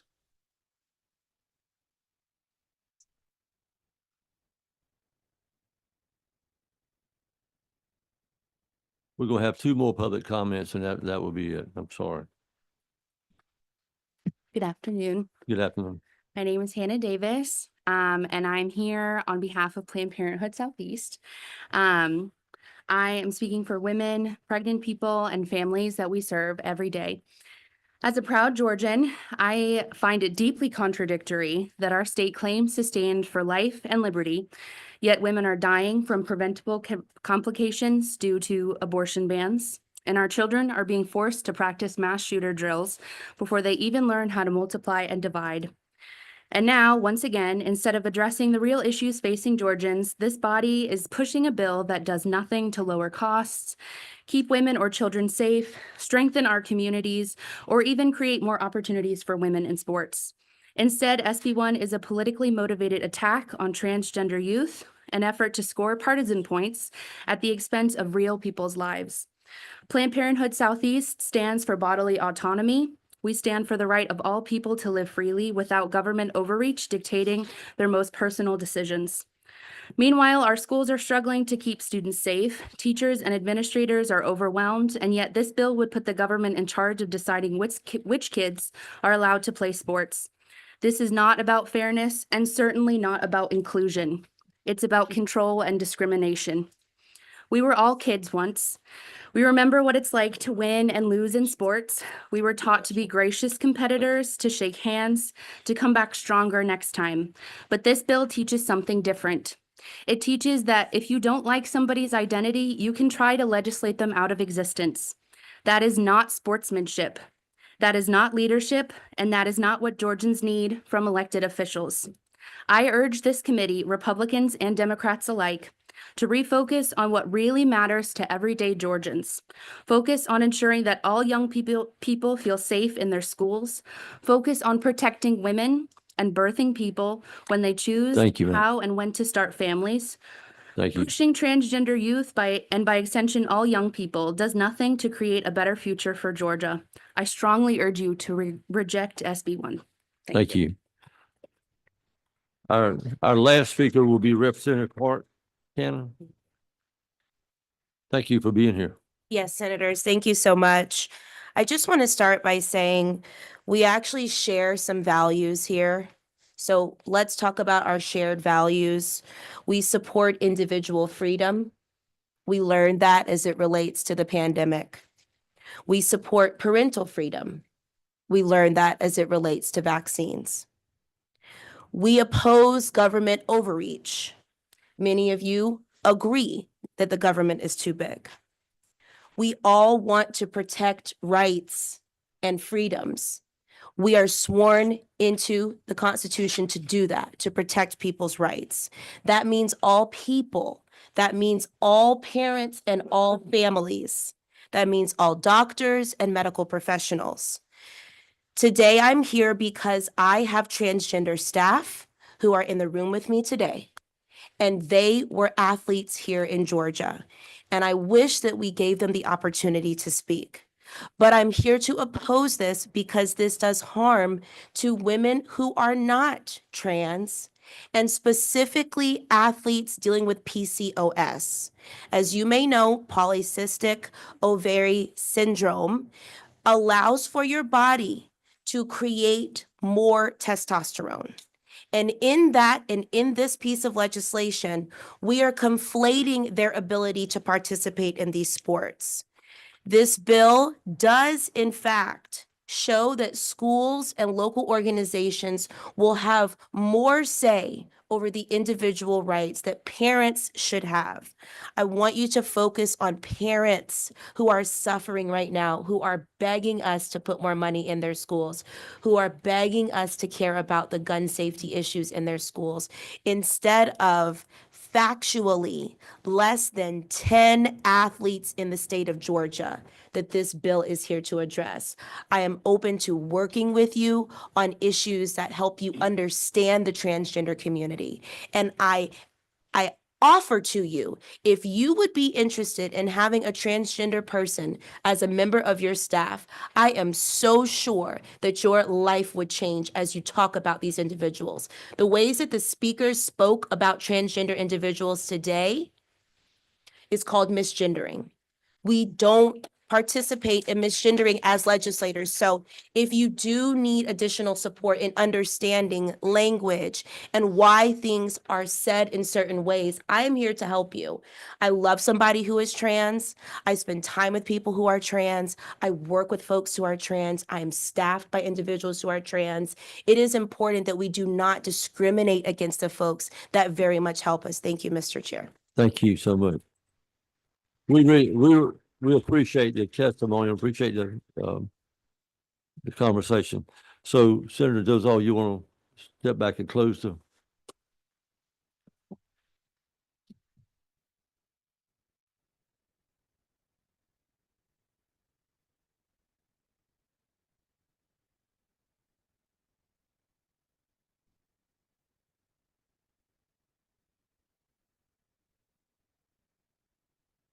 Thank you, Chair, members of the committee. I really don't necessarily have a closing speech or anything of that matter. I'd be happy to answer any questions. I do recognize that this conversation exists within a larger construct of societal conversations that we're having as it relates to transgenderism. But what I would specifically point out to you is that this bill is designed to recognize the reality of male advantage as it relates to sport. I started the conversation with that. Reality gave you a number of pieces of data around that. One speaker spoke about that as it relates to, I believe, puberty blockers. But what you didn't really hear was an argument that male advantage does not exist as it relates to sport, because that is something I believe we all know to be true. And so there's a lot of other tangential conversations, but as it relates to the question of sport, it is in my opinion, perfectly viable position to say that as it relates to female sport, that there has to be a boundary.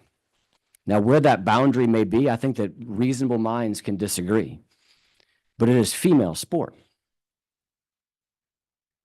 That speaks to a reality that we have different sexes in our species.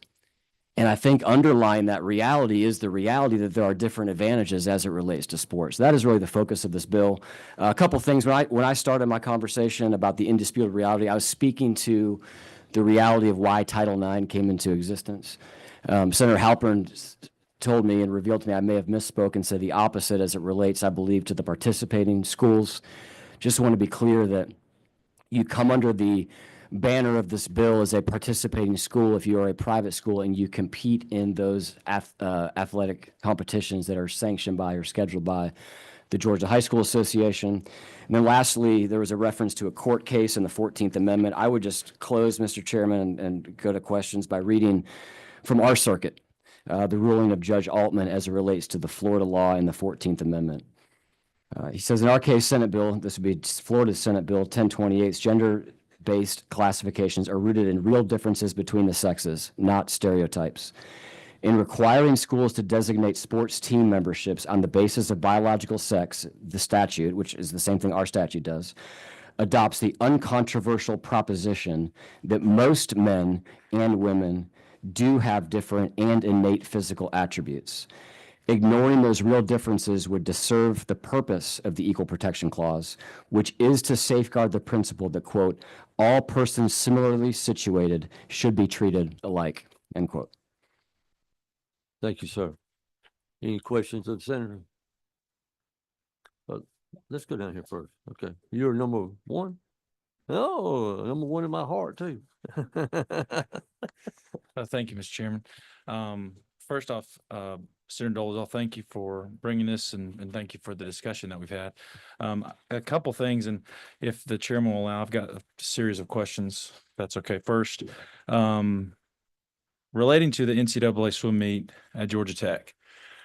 Most people may not know this. It may be hard to believe by looking at me, but many moons ago, I was a swimmer at Georgia Tech myself. I spent a lot of hours in that pool.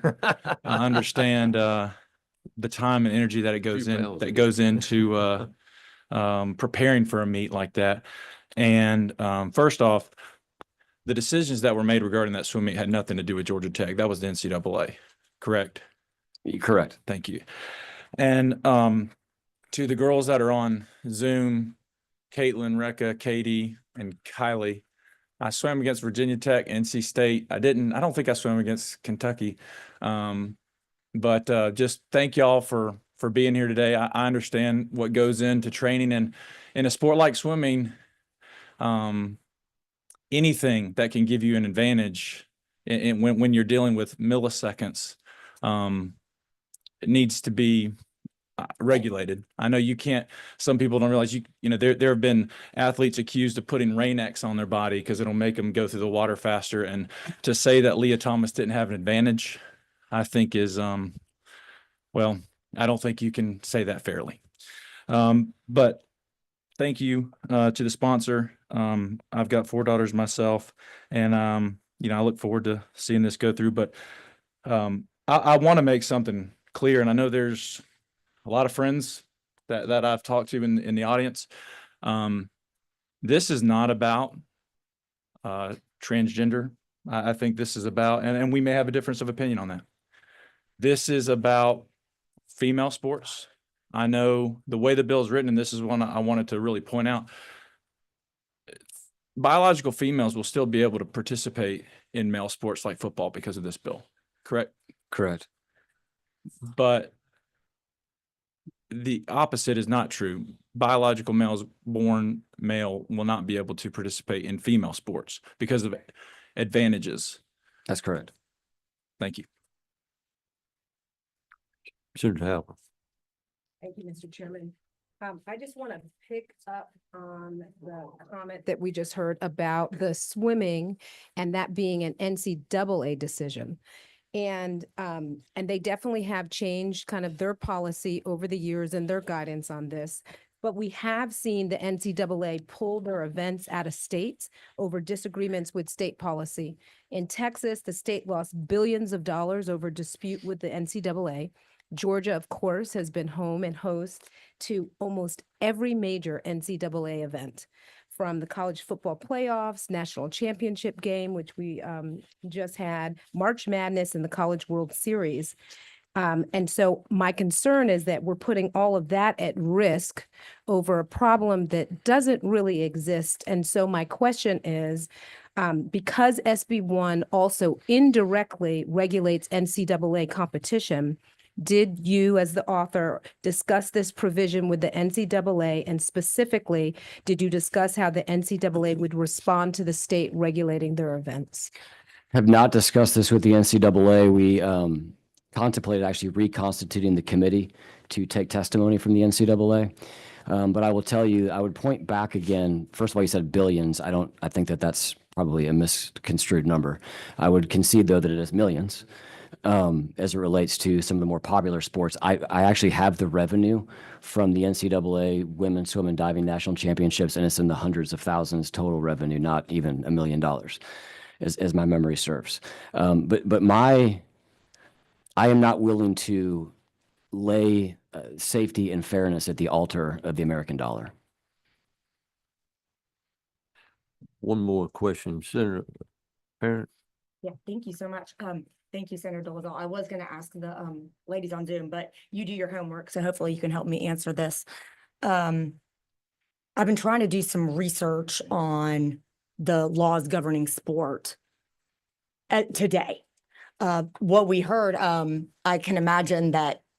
Thank you all for being brave enough to speak up and share your stories. I'm a swimmer. I was a swimmer. I also was a female athlete throughout my life, and so sports matter a lot to me as well. My understanding, though, is that it pretty much is not widely disputed at this point that what happened to you all, people didn't want to see happen again. And the rules changed immediately thereafter. So I'm wondering, given that, and this is like the main example we're getting, like that wouldn't happen again anyway. And so I'm a little bit at a loss, because while I'm like, yeah, that was, I agree. I would not sit before you and say that Leah Thomas didn't have a biological advantage. I don't believe that. I also know that that was pretty much not a uniform opinion, but one that was fairly widely shared. And actually only 2.5 months later, World Aquatics made changes. So what is the Yeah, so I the state feel of like we only play, heard from people where it was an incident that's not going to happen again. well, we don't know that it's not going to happen again. We Which don't are telling control. me that, as you already said, there has been a lot, we're like somewhat newly grappling as a society with a lot of these questions. Sure. If that was a Right. question, sure, yeah. So why is legislation, I guess I'm bringing that to your attention because the incident happened, changes were made. That is how things should unfold in a these are very fluid conversations. They're global, they're within our communities. Let me answer your question. I understand your question. So a little bit of history on this. You have, there's obviously very different governing bodies, but as it relates to the NCAA, in 2010, they implemented a policy that related to, you had to undergo a year of hormone therapy and then you could participate in female sport, right? And I believe they had the marker of 10 nanomoles of testosterone, which is about 5x the rate of an average female. That was the case for 12 years. That was the situation that the ladies on Zoom swam under. So they mentioned this. I don't know if you caught this, but Will Thomas, 2 years prior, was in the pool on the men's Yeah, I know that. University of Pennsylvania women's team. I'm very familiar with the Leah Thomas situation. Okay. So then a year of, at least a year of hormone therapy happened. I'm not sure what testing took place. I don't know the specifics of that. Subsequent to this, what the NCAA did was appealed to the governing bodies, right? So yes, the governing bodies today would not allow Leah Thomas to swim in the same tournament that happened. Leah Thomas, tangentially to this, is suing World Aquatics for a reverse of that I position. believe that was concluded As- and she lost. I'm not sure about the latest of that. As you know, the Biden-Harris administration rewrote Title IX to include gender identity, which would obliterate anything that the NCAA did. That was overruled. At least it was overruled as it relates to their statutory ability to change law with an executive order. That's So- not exactly how I understand that, so- but it never went into effect. Senators, I think we've had enough discussion. Okay. Hour and 43 minutes. So here's what I would say to So- Senator Parents, and it's a good question. It is not universal across all of the governing bodies that they took the position, rugby, swimming, and there's a third one I'm thinking of, took a similar position as it relates to the participation in the sports, but not all of them have done that. You also see situations like with the IOC, where they put the governing bodies in place, and particularly as it relates to the IBA, the IOC went in, International Boxing Association, the IOC came in and pulled that back. So what I would tell you is that you don't know what's going to happen again, because what we have seen is multiple instances where the sporting authorities have either pulled back or changed things as it relates to the governing bodies. Thank you, Senator. Yes. Oh, thank you. Well, I tell you, let's take, you'll have a second for a motion? Second. Okay, now, let's, I think Senator, one more question, and that's, Sorry. Thank you. I just, to the author and to the committee, I mean, I think the people who are here, I think there's some false premises that were floated in our discussion. I affirm, as the Reverend mentioned, that God loves every person. And every person has value. And everyone's worthy of dignity. Full stop. But to the senator, to the author's point, this is not about affirming the dignity of people. okay. This is about preserving the fairness in sport. And I think the premise that the people that support the gentleman's policy are not affirming the dignity of transgender individuals, or somehow saying that transgender individuals are somehow less loved by their career. That's nonsense. That is a side distraction to the central point of this, that this is about fairness in girls' sports, women's sports. Just want to say that. Those who are watching online and those who are here, don't accept those that vote for this proposition as somehow undermining the dignity of persons. That's not true in any way. Secondly, it was mentioned by the representative from Planned Parenthood Southeast. This is to score political points. This is not for political points. This isn't politically fun. The acrimony we have here is not enjoyable to anybody, and it's not being done to score political points. It's being done because we believe it's necessary from the perspective of justice and wisdom and fairness in our state. We believe the premise of this is that girls' sports matter and are meaningful for girls and women. And to preserve the integrity of it is worthy of us speaking to, though, as the lady, as our House member said, we don't want to overregulate. We do not want to. We need to do just those things that are necessary. To the point, Mr. Chairman, if I could, to the senator, acknowledge the clear advantage of biological males in sports. One of the most successful female tennis players the last decade, Serena Williams, who's known for her particular being particularly a powerful player in tennis, said that publicly she would get beat 6-0, 6-0, 6-1 by a male tennis player because there's that much of an advantage. It's a totally different game.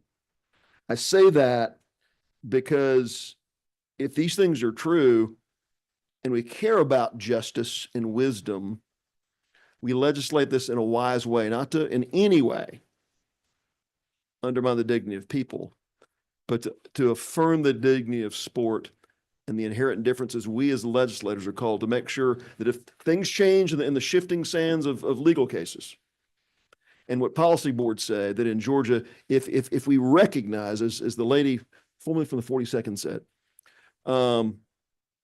that there is a clear difference, we do well to settle this question for our state. And that is the beginning and the end of what this does, Mr. Chairman. With that, I appreciate this. Very well said. Very well said. Thank you. Senator Kemp, I would like to. you nine, I'm sorry, you nine. 9, yep. Offer a friendly amendment. And that is section 2, line 336. My aim is to make sure that this sticks to birth certificates and it does not turn into anything physical checking of students. So I would like to add nothing in this code section shall be construed to authorize or require a local system, public school, or an employee or agent thereof to confirm the sex of a student by visual inspection of such student's exterior sex organs. That would become line N, and then Repeat that everything again, else would please. become Which line? line 336.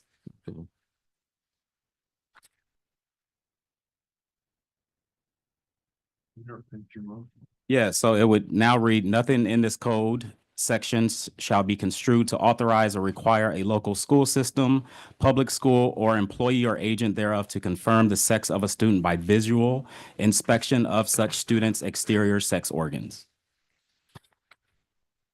So you're deleting line 336. And he's adding it. and I would add it, it would become N, and then what is on N would become O. Would you address that? I would actually, if you withdraw your second, I'll second that. Say that again, please. If Senator Parent would withdraw her second, I'll second that. Have to. Okay. So restate your motion so we'll be clear on it. So I would like to make a motion to amend line 336 to become N. Do you want me to read the Yeah, whole thing please, again? please. Nothing in this code section shall be construed to authorize or require a local school system, a public school, or any employee or agent thereof to confirm the sex of a student by visual inspection of such student's exterior sex organs. That would become line N. Michael, are you good with that? If the committee will indulge, yes, that would become subsection N, reading at line 336. Yes, sir. And the existing subsection N would become subsection O. So Yeah. we would replace line 339 with that language and bring it up. Yes, I've got it. Yeah. So Michael, 336, 337, 338, 339 would be replaced with, Just line 336 would be replaced Right. with the contents of Senator Kemp's amendment, in addition to the following line, subsection O, nothing in this code section shall be construed Right. to abrogate or otherwise affect B. So we will be replacing the single line 336 with 4 lines of text to encompass the. Senator Dozo, y'all comment on that? No, I'm happy to support that amendment. Okay, so you made a motion. Senator Kemp made a motion, correct? He's second. Senator Dozo seconded the motion, correct? Correct. No objections. So is there any objections to the motion? So all in favor of the motion, raise your hand. Okay, so we've accepted that change, correct? Okay, now we've got a motion on the floor to vote on the bill As amended. as By amended. substitute. You, all your questions real quick. So, and I think that this one is clear. I had an amendment to discuss the removal of middle schoolers from the bill. But I think, again, we've been very busy for the last hour and a half. In reading the substitute, I think that middle schoolers have been removed. Is that accurate? That is not accurate. Okay, middle you show me schoolers are where in the captured. bill middle schoolers. Sure, it'd be under a covered entity. Sorry. Line 57. Sorry about it. So now does this mean that, so it isn't quick, Mr. Chairman, I'm sorry. But does this mean that all schools, so like elementary would also be included? Correct. Correct. Oh, so, okay, wait. So well before puberty, we're gonna. Yeah, make and this where thing. interscholastic sport doesn't exist. So 3 of my 4 kids are in all their sports. My kids are in elementary school are not doing interscholastic sport. They're doing sports outside of that. We see the introduction of interscholastic sport as it relates to, or I would say typically, and there may be an exception to this I'm unaware of, As it relates to high school. and middle school. You So would you middle would play school- against different teams from different schools. All right, in middle so school. boys typically start puberty about 2 years later than girls. And until that point, physical ability is roughly even, with boys being slightly better. It's on some- it's certainly closer than post androgen. Well, every injection example into you the- gave correct. was Correct. post-puberty, and you didn't even address pre-puberty, which was one of the other reasons I thought it was out of the bill. I thought you had sort of concluded like, that one isn't really necessary. No, the example I gave were post-puberty because that's where interscholastic sport is generally happening. And I would certainly say that by 8th grade and middle school, you have a significant occurrence of puberty that's happening. in It all humans. depends. 8th grade, certainly it would be more likely, but with boys, you'll see halfway through puberty and you will see puberty barely starting at all, in middle, even in 8th. So I would, and I think that what the middle school inclusion throws out of balance is, and we may have other disagreements on your legislation, but, you laid out some of the principles that probably all of us in this room are thinking about as we think about these issues: inclusion, safety, and fairness. When there is no scientific data, and you certainly didn't give us any in your presentation, to suggest that middle schoolers, that there is Well, I some would big. not misconstrue for a second that there's no scientific data just because I didn't give it to you. So let's Well, okay, Sure. then I'll stand on my own Sure. testimony that I just gave, because I have looked into this issue, and and we probably don't want to go into a ton of detail. I'm happy to if the committee is interested. But yeah, it's there are some things where girls actually perform better, some things where boys do. And then post-puberty is when, of course, the biological strength and speed would come into effect on average. Let's be clear about that too, on average for boys and girls. So to So me, we the need to wrap this up. inclusivity value to me then goes up when you're talking about children, for where the safety issue, it does not exist. So then fairness and inclusivity to me are more potent. So essentially, Michael, you said you have something? Okay, great. Michael, I would just like to offer to the committee that that given the sort of lack of testimony in front of us about any stark physical differences in prepubescent children, that we eliminate middle schoolers from the legislation. An amendment that would accomplish Senator Parent's idea would be to insert after line 131 the following. Be a new paragraph number 6. The provisions of this subsection shall not apply to teams comprised exclusively of students in kindergarten through grade 8. Thank you so much, Michael. So that I'll offer that amendment, Mr. Chairman. I'll second.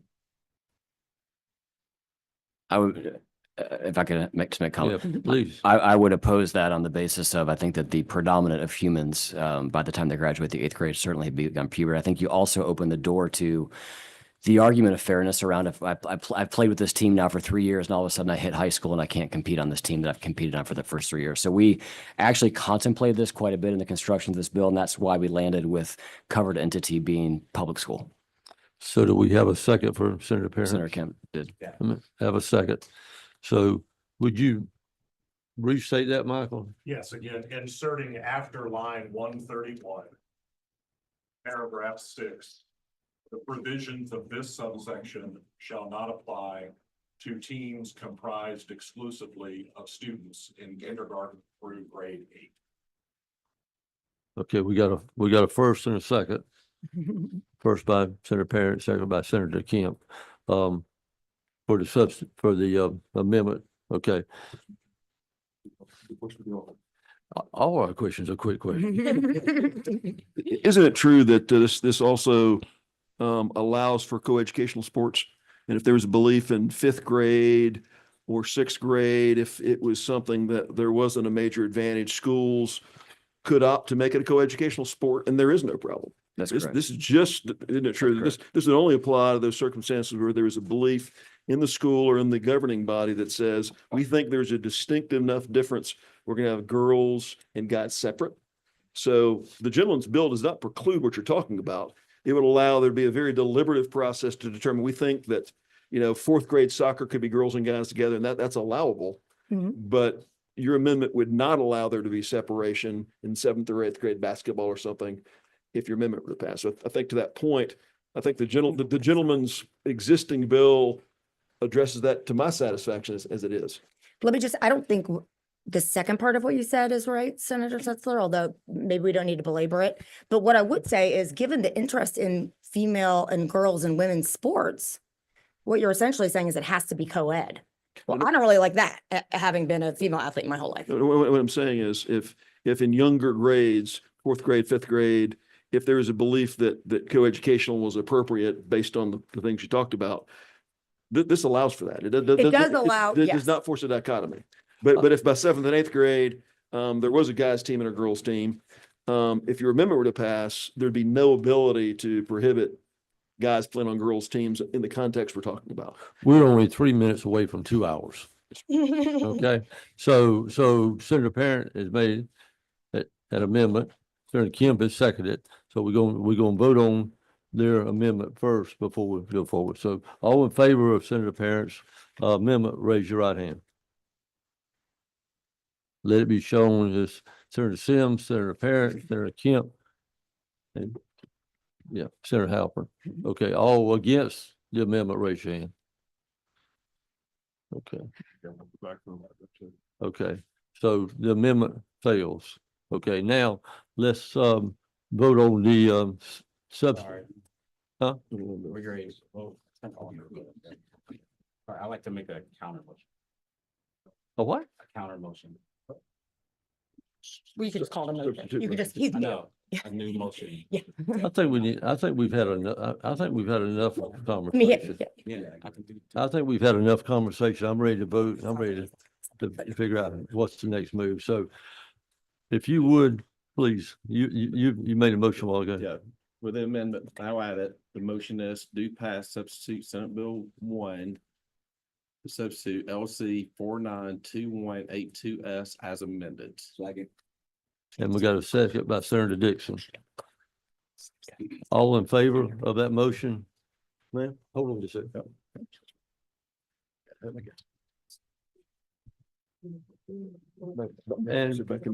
By committee substitutes amended. And do pass by, Committee substitute. golly, I'm sorry. And do pass by committee substitute. Is that sufficient now? Thank you. I need all the help I can get. Okay, so all in favor of Senator Bearden's motion, Senator Dixon second, which would be Senator Dozal's Senate Bill 1, as amended, passed by substitute. Please raise your right hand. Okay. All opposed? Let it be shown that the bill passed. Motion passed. Thank y'all for your attendance. Thank you for your time. Have a safe trip home.